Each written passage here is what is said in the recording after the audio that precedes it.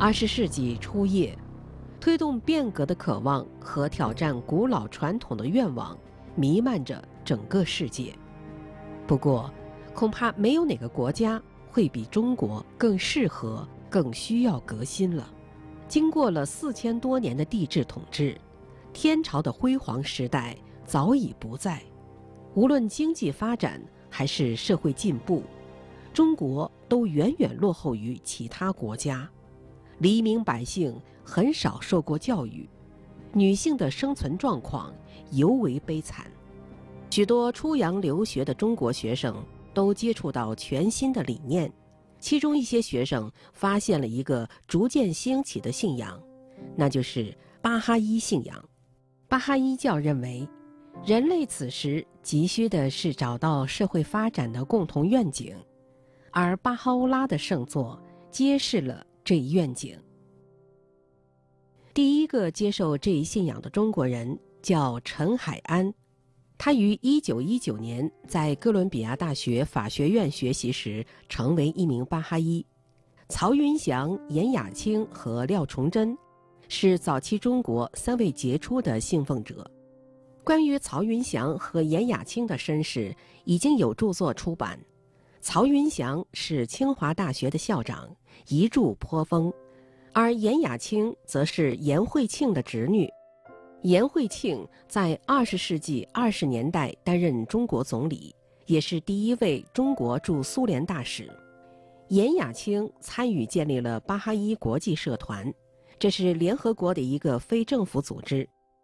廖崇祯是一位受人尊重的政府官员，曾有幸与当时的巴哈伊教领袖手机阿芬蒂通信。廖崇祯将毕生精力投入到巴哈伊著作的中文翻译中，尽管他一生取得了卓越的成就，但直到最近他的一张照片得到核实之后，他人生的一些细节才为人所知。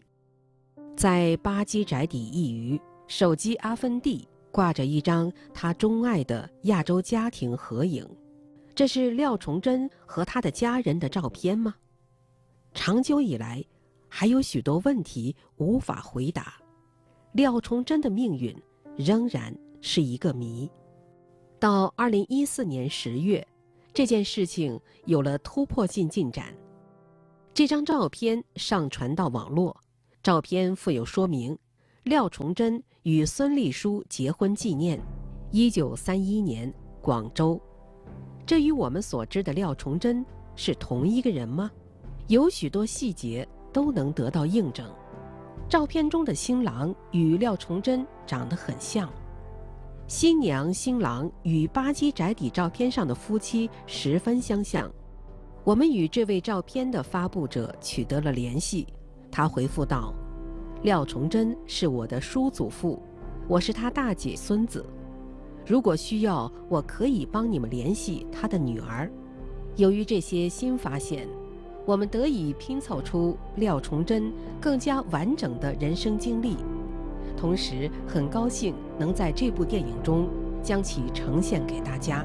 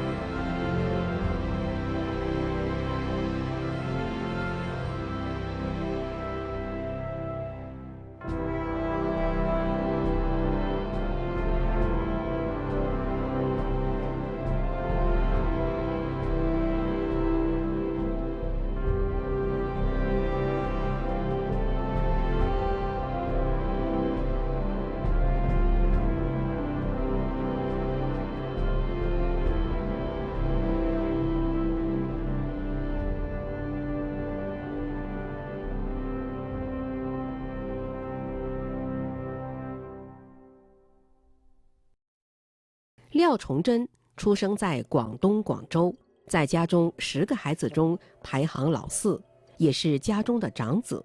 廖崇祯的家族历史颇具传奇色彩，他的祖父和父亲的经历堪称奋斗的楷模。透过他们，我们可以看到廖崇祯人格的形成过程。廖崇祯的祖父廖申田是一个流落广州街头的孤儿。当时，一些基督教传教士在广州街头设立救济站，以接济因为战火和满清的暴政而流离失所的贫民。廖申田接受了教会的救济，14岁时皈依了基督教。后来，他学会了读写和英语，并自学成为一名中医。同时，他也成了一名浸信会牧师和一位民主的仰慕者。廖德山在广州博济医院学医时认识了孙中山，孙中山为推翻清王朝做出了卓越的贡献。在1912年中华民国成立时，他被任命为临时大总统。廖德山与孙中山回到广州后，廖德山的家成为孙中山与其他革命者聚会的场所。廖德山信奉普选理念，提倡两性平等和妇女教育，提议废止缠足陋习和一夫多妻制。这些原则成为他抚育后代的基本理念，而毋庸置疑的是，这些原则也构筑了他长子的人格。廖德山不仅宣扬这些理念，而且亲身践行这些理念，这在那个年代或者任何年代都不多见。在19世纪80年代和90年代，这位年轻的医生走村串户行医治病，遇到没钱的村民，他照样免费医治。病人过意不去，就问是否可以为廖医生做点什么。廖德山便会说，那就让我把你家女儿的缠足给放了吧。虽然村民们知道放足不合规矩，而且会带来很多麻烦，但是念及廖德山的治病救命之恩，他们往往都会答应。廖德山的长女曾问父亲，为什么非要制止女性缠足？廖德山回答说，因为女性会把自己遭受的痛苦传给她的孩子。廖德山在广州创办了培正中学，时至今日，不仅在澳门和香港都设有分校，而且培养出了一位诺贝尔物理学奖获得者。一场起义失败之后，廖德山与孙中山以及其他革命者流亡日本。后来，廖德山回到广州，接受岭南大学的聘请，教授卫生课程并担任校医。他唯一的要求便是自己的孩子能够免费就读岭南大学。廖德山首先提出了教育救国的口号。他和妻子育有10个孩子，其中7个都是女孩，但是没有一个缠足的。廖崇祯出生于1898年5月25日。在中学阶段，他还是一名运动员，参加过1915年和1917年分别在上海和东京举办的远东运动会，也就是亚运会的前身，并在排球比赛中获奖。19岁时，他入读岭南大学。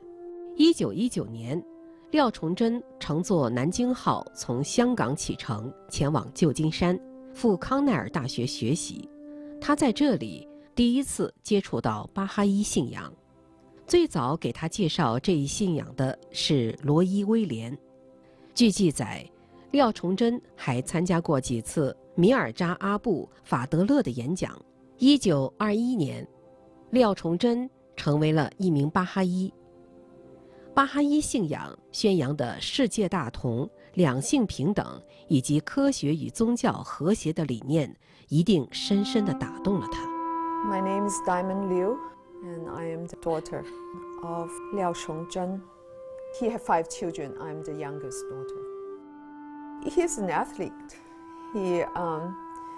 When he was at Cornell, he ran the marathon. He won several medals in the precursor of the Asian Games. He has a great sense of humor. He loved to tell jokes. He was very gregarious. He loved to invite friends to dinner. his house in Canton was full of visitors. My grandfather, one of the founders of Kuomintang, he believed in the equality of the gender. He believed in universality. He believed in democracy. And my father did tell me that, what grandfather believed in existed in Baha'ism. He felt very comfortable embracing Baha'ism because all the things he inherited from grandfather, he found in Baha'ism. 1924年，廖崇祯学成归国，他下定决心要致力于中国农业的发展，致力于增进中国农民的福祉。最初几年，他应该在广州工作，后来到了东北一家林场工作。大约在20年代末，他回到广州，被任命为广东省农林局的副局长。后来呢，被聘为中山大学农学院的教授，还一度担任过系主任。1933年，廖崇祯被任命为广东省蚕丝改良局的局长。他在这个岗位上一干就是6年。他扎根基层，开拓创新，对广东省蚕丝改良业的恢复和发展做出了重要贡献。用今天的话来说，廖崇祯也是一位学者型官员。他结合自己的专业和工作，积极进行相关研究，发表了30-40篇论文，还撰写了2部关于中国农业发展的著作。廖崇祯在工作中平易近人，作风民主，深受同事、下属和农民们的敬重。他始终把农民的利益放在心头，给农民们免费开办夜校，分发印刷物，以帮助提高他们的文化水平和农业知识。他还联系银行，由蚕丝局和他本人担保，给农民们提供小额信贷。这在当时可以说是一个创举。我读过这么一个故事，就是一次有几位农民朋友拿着地契来贷款，廖崇祯说有我担保就不用地契抵押。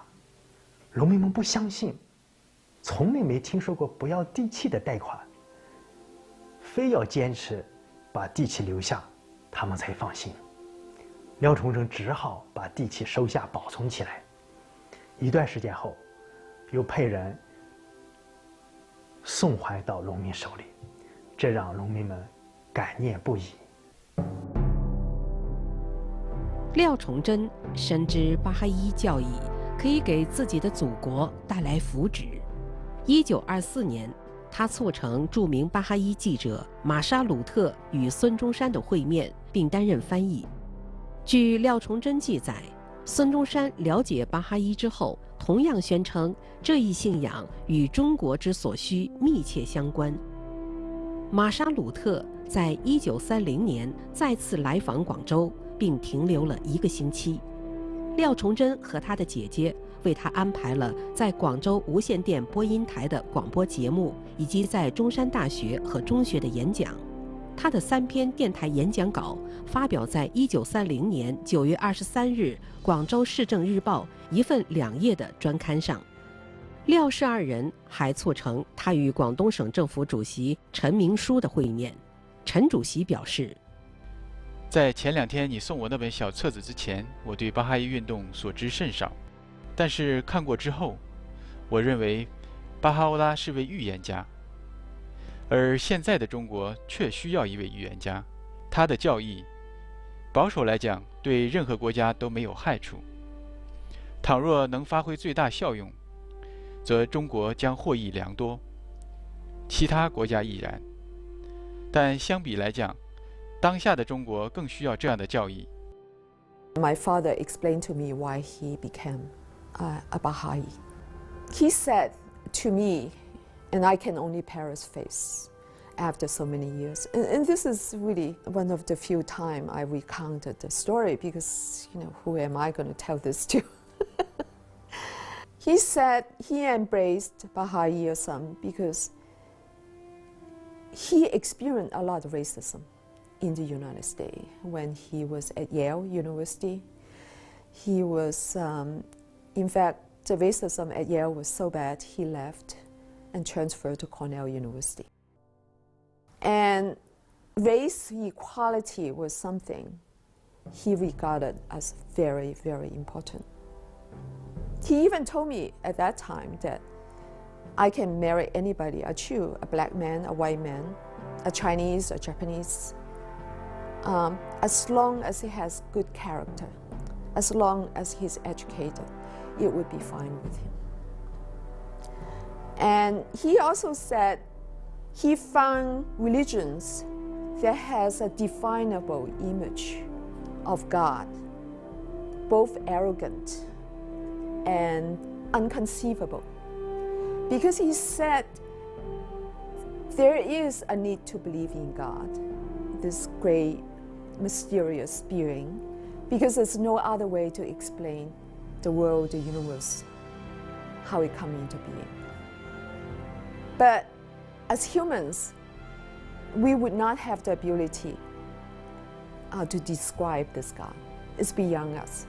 To assume so is hubris and arrogant. And he liked Baha'i because it did not venture into the unfathomable, into the mysterious, did not impose an image on you, an arrogance onto this understanding of God. And he also said that he believed in universality, which was very important to him. He embraced the world. He embraced humanity, all humanity, regardless of their colors. And Baha'ism allowed him to do that. 廖崇祯所有的姐妹都十分杰出，她们的一生都是教育救国的真实写照。廖崇祯的大姐廖凤宪曾就读于威尔斯利女子学院，并在哥伦比亚大学获得教育学硕士学位。回国后，她嫁给了著名矿业专家王政府。王政府是著名外交官、中国首任驻美大使王正廷的弟弟。廖凤宪在推进大学教育、对女性开放的改革中发挥了重要作用。她担任岭南大学女子学院首任女生训育主任。她在威尔斯利女子学院的毕业演讲中说道：摆在现代女性面前的任务，不是沿袭西方或者东方的一贯做法，而是通过兼容并包东西方文化的精华，创造一种新的文化。中国女性在渴望跟上西方姐妹的脚步时，一定不能忘记代代相传的传统文化。她们的职责是从这个纷乱世界中谱出和谐美妙的音乐。现代女性有责任将这样的影响在整个社会扩展开来，让宁静平和的旋律充满整个世界。她是大姐姐，她就特别爱她底下的弟弟妹妹，所以她当时因为她的经济条件是最好的，所以她就负起了所有的就是责任。弟弟妹妹读大学呀，留学呀，他们都反正一出来一个就帮，出来一个就帮。因为当时那个外曾祖母有个家训，就是说因为生了10个小孩嘛，出来第一个出来工作的就要帮第2个，然后第2个和第1个又要联合起来再帮第3个，所以他们就10个兄弟姐妹，全都是大学毕业，然后呢有大部分吧都去美国留学了。这当时在中国来讲，这个真是很觉得有点不可思议。我们后来了解到，都觉得有点像奇迹一样的，因为当时在中国那个年代很少有。廖崇祯的二姐廖凤恩是第一位就读于史密斯学院的中国女性。她同样在哥伦比亚大学获得教育学硕士学位。回到广州后，她曾担任孙中山夫人宋庆龄的英文秘书，后来担任广州直信中学的校长。自1926年起，她担任岭南大学校董事会董事。1924年4月11日，她写信给玛莎·鲁特：我向你保证，你在广州短暂的访问已经撒下了巴哈伊信仰的种子，在适当的时间，这些种子会发展成上千信徒。毫无疑问，你给我的宗教生活注入了新的动力。在巴哈伊教义中，我发现了此前四处寻觅却徒劳无功的某些真理。我发现巴哈伊同时满足了理智与心灵的需要。巴哈伊之所以吸引我，原因在于这一思潮摒弃了所有偏见，这些偏见对一切精神与知识的思考都十分有害。另一个吸引我的原因在于，巴哈伊开启了一个新的时代，在这个时代，人们怀着美好的愿望相亲相爱。廖崇祯的另一个姐姐叫廖凤姬，她赴香港求学之后，在美国布林摩尔学院获得教育学硕士学位。她是第一个就读布林摩尔学院的中国人。1925年，她创办了粤华中学，并担任该校校长20余年。我的三姑婆，她终身未嫁，她是一个很杰出的老师，她对学生特别的严格，然后那学生都很怕她，但是呢又很爱她。她对学生也很爱，倾注了特别多的感情，所以她一直忙，她根本没有时间去结婚。一直到50年代，她去世的时候，我们通过报纸、电台知道，当时就是她的学生从全国和世界各地赶来的有3000多人。廖崇祯的妹妹同样非常出色。廖凤玲尚在儿时，她的母亲带她去见孙中山。孙先生抚摸着她的头说道：“肥玲，你要用心读书，一生为国争光。”她后来就读于密歇根大学，在那里，她从玛莎·鲁特那儿了解到巴哈伊。1931年，在她回国经停日本横滨时，她见到了圣父艾格尼斯·亚历山大、圣父基斯·兰塞姆·凯勒以及其他一些日本巴哈伊友人。艾格尼斯·亚历山大回忆，廖小姐的船停在横滨港时，她来东京住了1晚。当时的场景真是欢乐极了。晚上，我们举行了一个巴哈伊聚会。灵性的纽带将这位年轻的中国小姐与那些日本朋友联系起来。后来，在1931年，兰塞姆·凯勒访问广州时，廖凤玲邀请他住在自己家中。我们来到中国的九龙港，身着一袭桃红色中式服装的廖凤玲站在码头上向我们挥手致意，表示欢迎。我们见到了亲爱的巴哈伊兄弟廖崇祯。我有机会在电台和几个聚会上发表演讲，廖凤玲和廖崇祯则担任我的翻译。我和这个杰出的家庭的许多成员有过几次长谈。在一次谈话中，廖崇祯问我，手机阿芬蒂有没有谈起过中国？当时我内心是何等的欢喜喜悦。我告诉他，手机阿芬蒂在好几个场合都曾经提到在中国传教的重大意义，以及他对玛莎访华的欣慰之情。上帝知道这次访问广东对我意味着什么，那就是在中国发现廖崇祯这样一位热忱、睿智、坚定的巴哈伊。廖凤玲是广州市协和中学第1任中国校长。1937年，该校被教育部评为全国最好的9所中学之一。1939年1月，他写信给玛莎·鲁特。我常常想起你令人鼓舞的品德，还有你努力在全世界传播的信条。我祈祷爱与你同在，和平友爱长存。他孜孜不倦地投身教育，曾担任广州市教育局副局长、市政协常委以及广州儿童福利会会长。广州市成立廖凤玲教育基金，以奖励优秀的教师，同时还建立了一座以他的名字命名的幼儿园。是个特别好，然后特别慈祥的一个老人。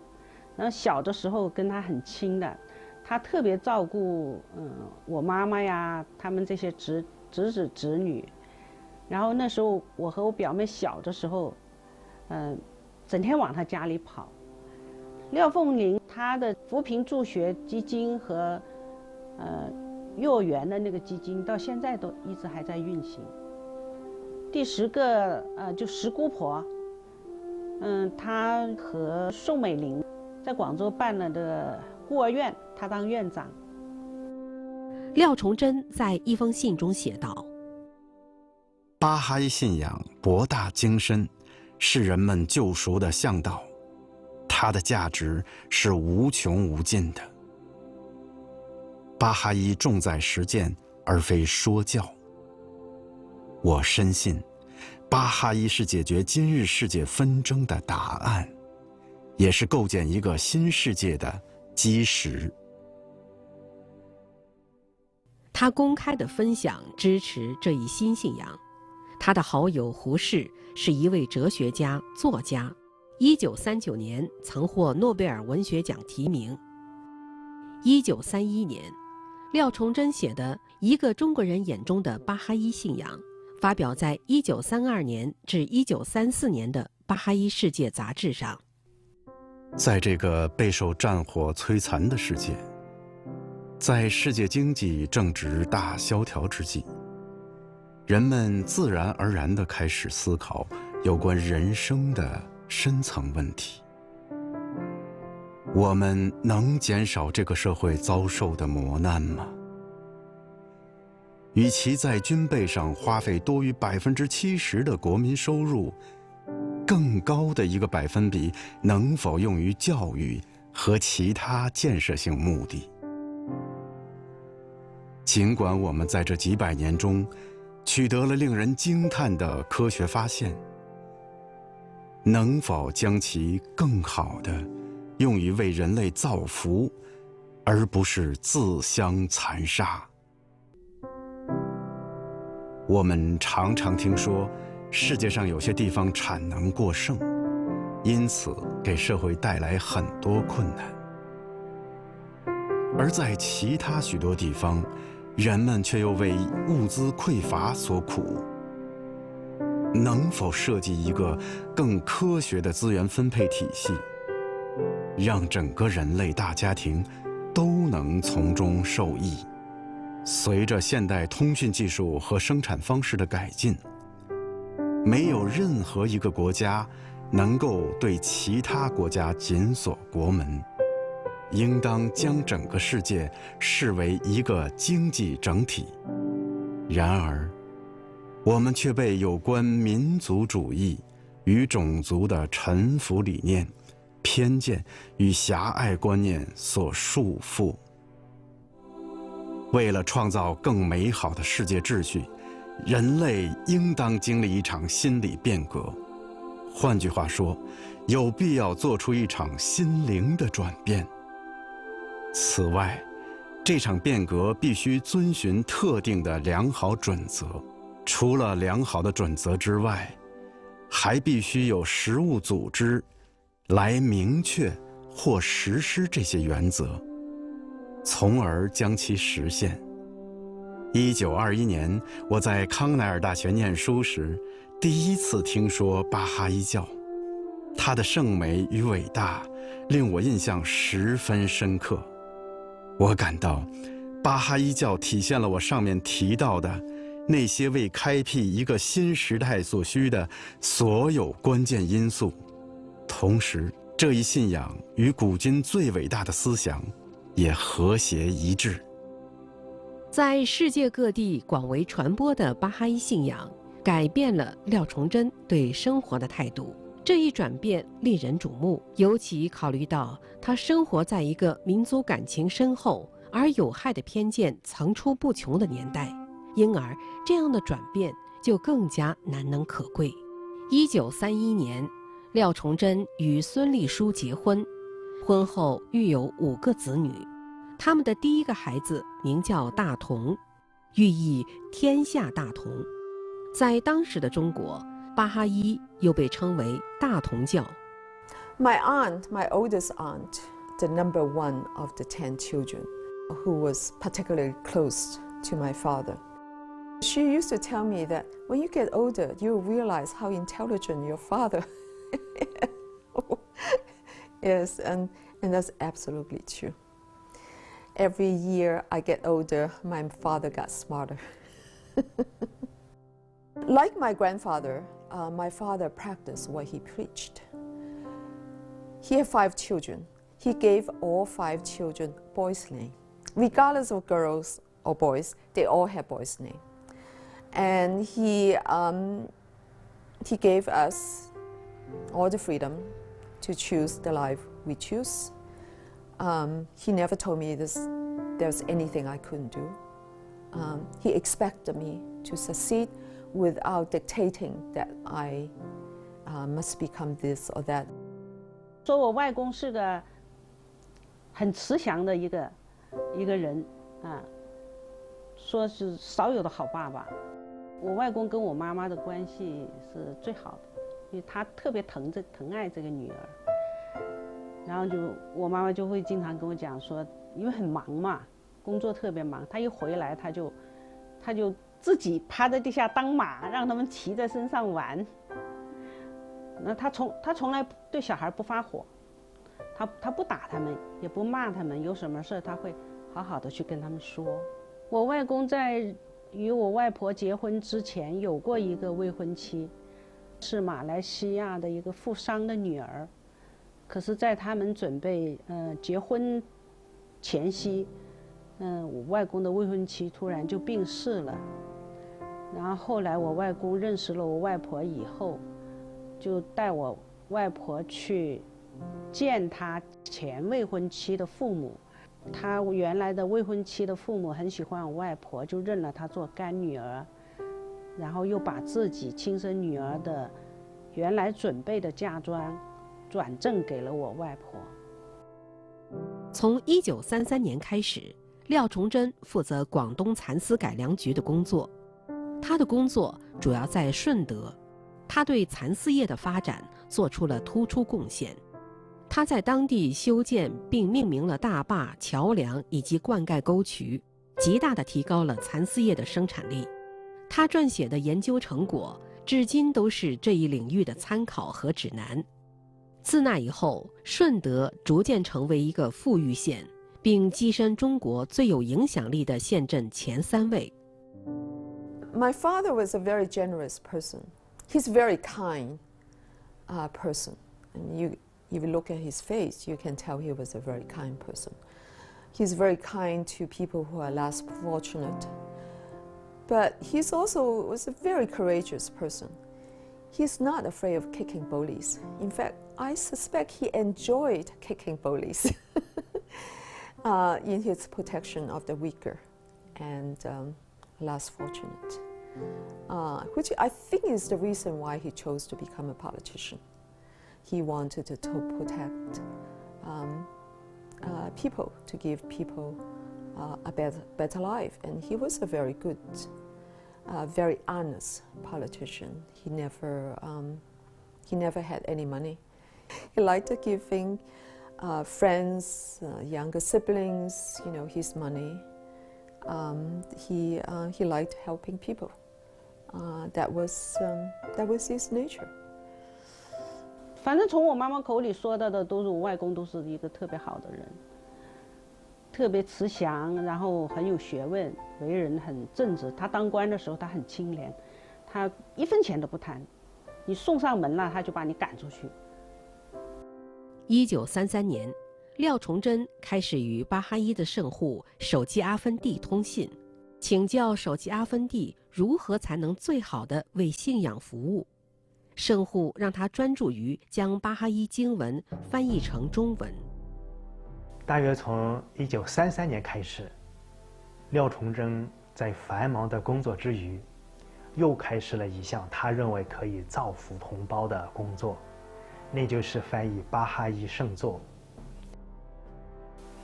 根据我们目前掌握的资料，在其后6年的时间里，廖崇祯应该翻译了4部巴哈伊的著作，包括大同教引言经、大同教光华经，就是巴哈欧拉书简集，阿卜杜巴哈论神圣哲学，以及巴哈欧拉祈祷与默示录。那么这其中，只有引言经得以于1937年出版。那么引言经装订是比较精美的，然后还有题词，它的译文采用的是文言文，比较典雅，但是对今天的读者来说可能有点难懂，我给大家读一段：生命之子乎，为爱我故，何遵守愚之法律？苟若寻求愚之所欲，何舍弃弱己之所欲？那么这个译本服务华人世界近40年，直到1974年，才有台湾译者参考廖崇祯的译本，翻译出版了白话文版《引言经》。至于其他3部译著，一直未能出版，而且译稿呢，我们一直以为是在战乱中丢失了，直到最近，我们才有了一个发现，就是从美国档案馆里找到了这个大同教光华经，就是巴哈欧拉书简集的译稿。从译者序可知，廖崇祯在这本书上花了5年时间。实际上，在头3年，他已经完成了翻译，只是不满意，所以又在其后的2年里，请几位朋友，校阅修改。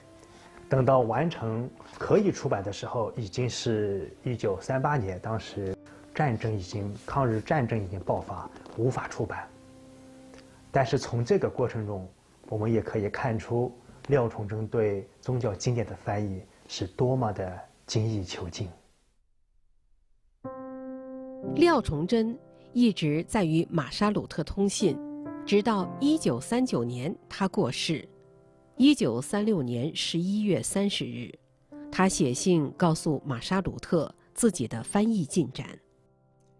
我渴望有一天，我能将所有的时间都投入到巴哈伊经文的中文翻译中去。我们的国家十分需要这一信仰。而他在1937年8月10日写给他的信中写道：你的赞誉之词我不敢当，巴哈欧拉是全世界的希望。在这个备受战争摧残的世界，我们所能做的只有信仰它。我的时间很紧张，只有每天早上在上班前做一些翻译工作。我为信仰所做的这微不足道的贡献，在您面前不值一提。1936年1月，圣户邀请全世界的巴哈伊青年共同庆祝巴哈伊新年。世界各地的巴哈伊青年组织了26个地区会议，这些会议在北美16座城市以及巴黎、汉堡、海德堡、亚历山大、巴格达、卡拉奇、普纳、东京和广州举行。在广州，廖崇祯希望加入这一国际庆典，他登报宣布在亚洲饭店举行一个庆祝活动，来了10位陌生的客人。这几位客人后来组成了一个学习小组。1938年初，日本侵略者步步逼近广东省，广州的气氛十分紧张。他给圣户写下了这封感人至深的信。我在枪炮声中完成了这些书本的翻译，因为我相信，只有实现巴哈欧拉的教义，这个世界才能最终得到拯救。而我希望能够尽自己的绵薄之力，给国人分享这些福音。就在这一年，廖崇祯逃到香港，成为居住在香港的第一位中国巴哈伊。1940年，他回到大陆，与在桂林老家的妻子相聚，并为省政府工作了一段时间。My father and my mother were separated during much of the war. My father did manage to take the family to Hong Kong in 1949, and they were refugees. They stayed with my father's younger sister, number 8. My mother just took the children, left to Canton, where my father's mother had a house. And my mother's reasoning was that even, at least in Canton, we have a house, we have a roof over our head. And in Hong Kong, we had nothing. And my father followed her and the family back to Canton. And he was in Canton for a while. And because of my father, because of who he was, and the fact that he was a very well-known politician who was known to have done good work for the people, particularly on irrigations and building dams and reviving farmlands in southern China. And he almost single-handedly revived the silk industry in southern China. He had many admirers, and many of them in the Chinese Communist Party. And several of them came and wanted him to flee. And he basically left overnight with just his shirt on his back. And he ran back to Hong Kong. And he stayed in Hong Kong for a couple of years before he immigrated to the United States. Although he could have gone to Taiwan because he was the national representative, he was elected to the national legislature. He would have a house, he would have a driver. He would have a sinecure for the rest of his life, but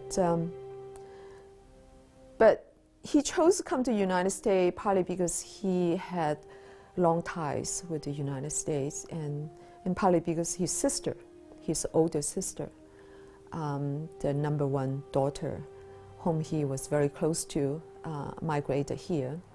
For the rest of his life, he lived in New York City on Broadway, Upper West Side, New York.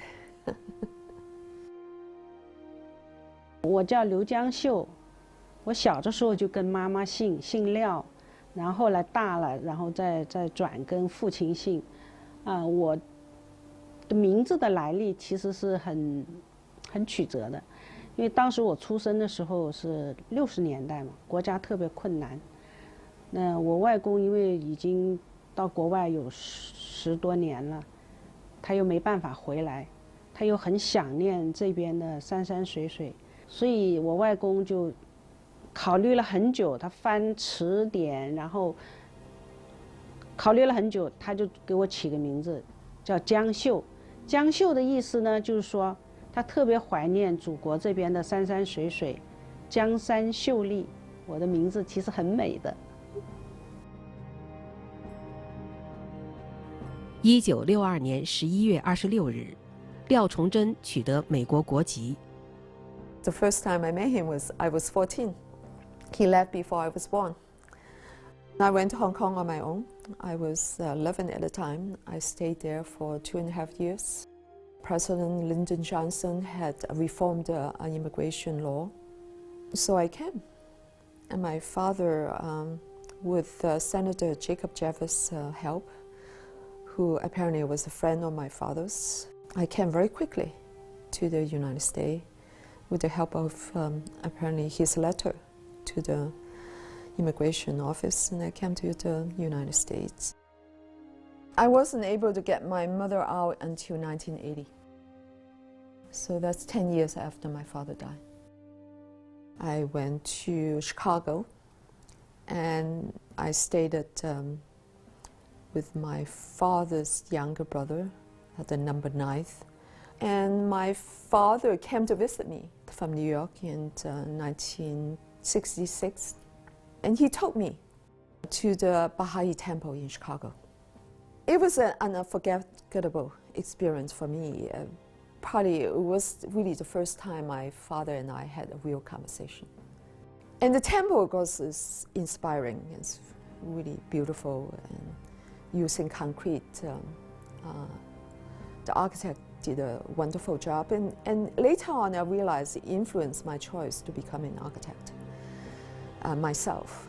And it's on that visit to the temple my father explained to me why he became a Baha'i.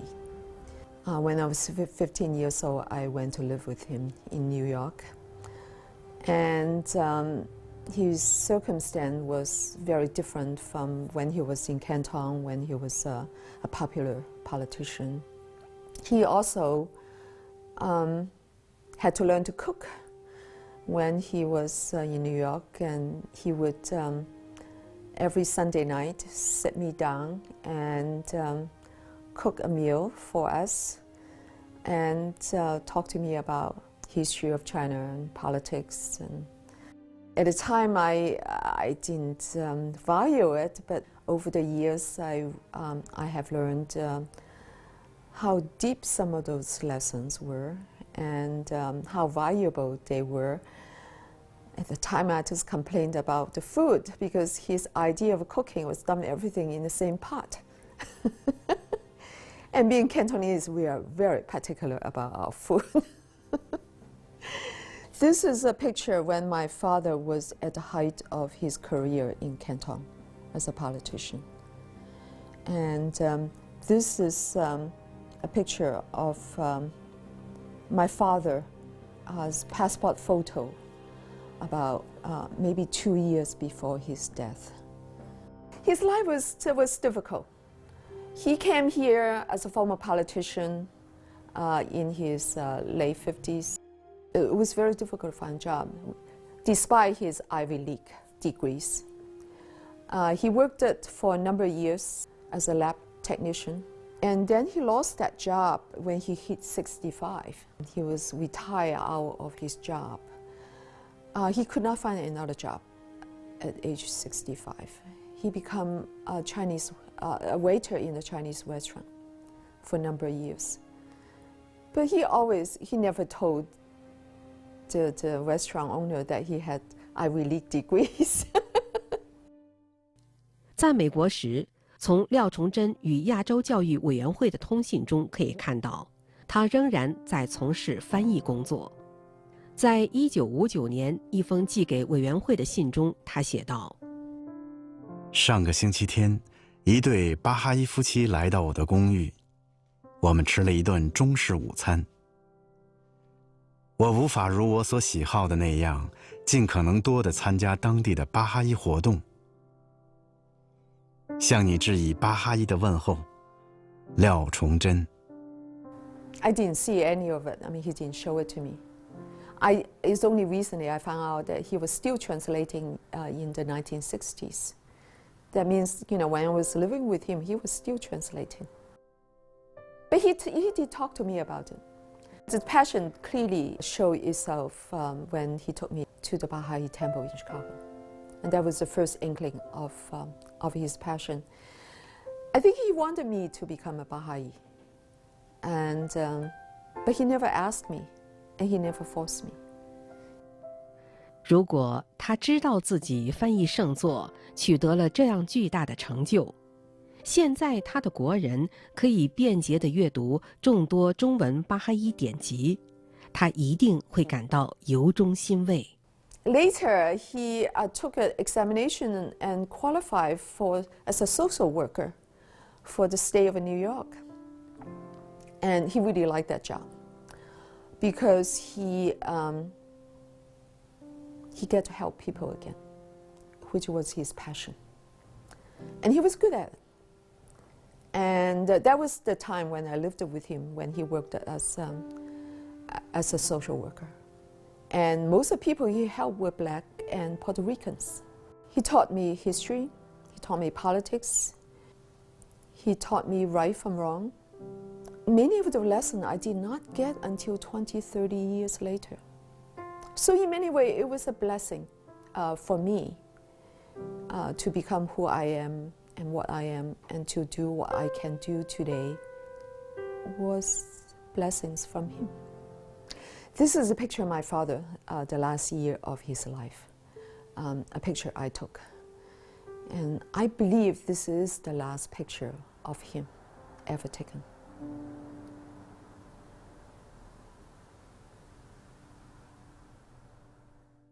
1971年，廖崇祯在曼哈顿去世，享年73岁。这个穷尽毕生精力为人类造福的人，这个将巴哈欧拉的预言带给自己国民的人，走到了人生的终点。我们每个人都会在内心对自己的人生做出抉择，要么做一个旁观者，见证这个世界大同的进程，要么仿效廖崇祯参与其中，开始一段蜕变的人生旅程，以此引领自己在行动与奉献中践行巴哈欧拉的教义。后人将公正评价这位杰出仆人的功绩，并向他致以敬意。而现在阅读下面这封令人动容的信，就是纪念他最好的方式。这封信是1940年5月5日他写给罗伊·威廉的。亲爱的罗伊，希望你原谅你的兄弟我至今没有为你出版《以答之问》这本书。接下来我将解释我延宕的原因。借由你的协助，我制定了一个计划。我希望这个计划能够如期实现，这本书能够得以出版，而我的家人也能够摆脱饥馑。我会另寄一封信给你，信封里装有400张美国建国150周年的纪念邮票。我希望你能帮我出售这些邮票，无论价格多少都行。出售这些邮票之后，请从中拿出1/10的收益，买点你认为合适的礼物，替我敬献于火奴鲁鲁玛莎鲁特的墓前，以表达一位中国兄弟的微薄心意，以纪念他在中国所做的开拓性工作。另请拿出1/10，敬奉给芝加哥的巴哈伊灵曦堂。剩下的钱请汇来香港。我一拿到钱，就会把这本书父子印刷，也可以让我的家人多存活一段时间。去年，我离开香港回到内地之前，我已经将阿卜杜巴哈论神圣哲学翻译成中文。